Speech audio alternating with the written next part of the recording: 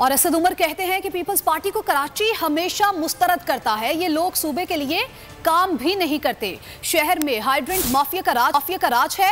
असद उमर ने कहा कि 3 का अलग अलग के बजाय एक साथ शिकार करेंगे।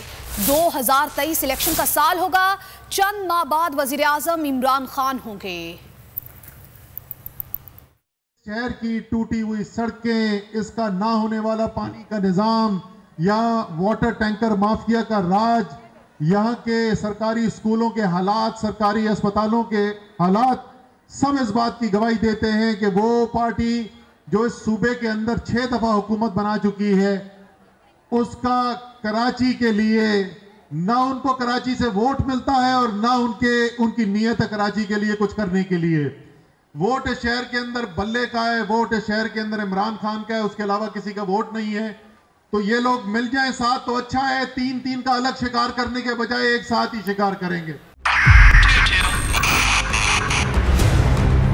2022 बहुत सारे तोहफे भी देके गया पाकिस्तान की आवाम को। पाकिस्तान की आवाम को एक तोहफा ये दिया कि आवाम को पता चल गया कि पाकिस्तान का मीडिया क्या है। हक और सच का सफर साल 2022 में बोल रहा नंबर 1। हमने बहुत सारे शोज और ट्रांसमिशंस की, पूरा साल मुसलसल जदोजहद में निकल गया कि ये वोट ऑफ कॉन्फिडेंस के पीछे कौन लोग थे।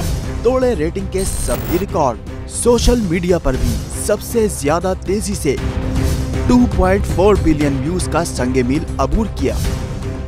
एंकर्स को भी आवाम में सबसे ज्यादा मकबूलियत मिली और सोशल मीडिया पर भी बोल रहा सब पर भारी। सब्सक्राइब करें और बेल दबाएं ताकि कोई खबर रह न जाए।